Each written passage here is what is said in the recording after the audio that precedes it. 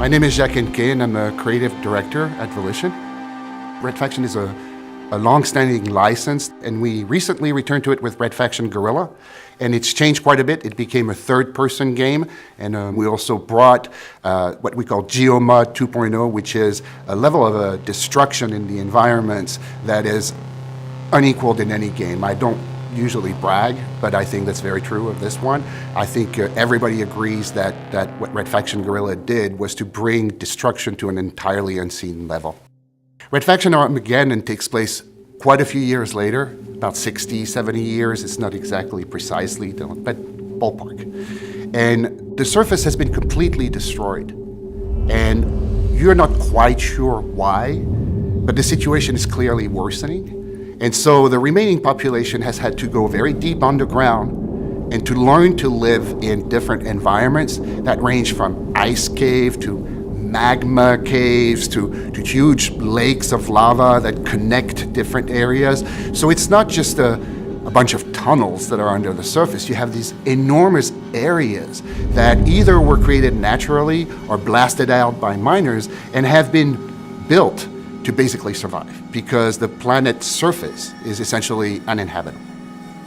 And what happens is that you are a descendant of Mason, and you are working as a sort of specialist in explosive demolitions, miner, you're a tough guy, and you stumble upon a secret that essentially threatens all of humanity on Mars, and are launched, therefore, into a quest for salvaging the planet.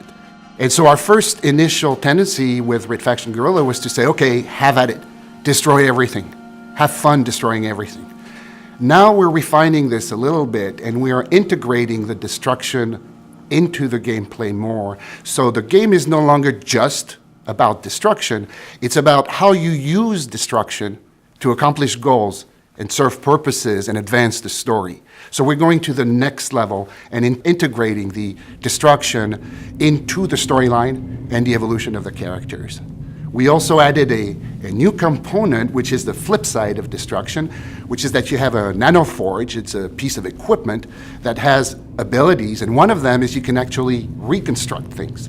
So things that are destroyed can actually be recombined into elements. And of course, that too ties into the gameplay. So the aliens have a sort of almost military structure, not in the sense of, officers, but you're going to encounter a large number of different types of aliens. Some are bipeds, some are quadrupeds, some are basically the size of a humanoid, although they're not human at all, while the biggest one are absolutely enormous. I mean, hundreds and hundreds of feet large. So they're going to vary their tactics and the way they approach you based on their abilities, and of course they're going to combine their attacks. So you're going to be confronted with different types of enemies all the time that come at you very different ways.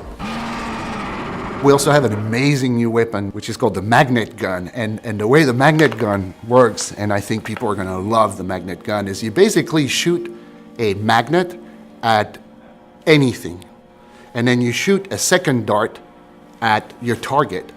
And then when you press the trigger, the target is being pulled, as if it was a magnet, onto the other one. So you can actually shoot a dart at a car and send it slamming into a person, because it's a type of magnet that works with just about anything.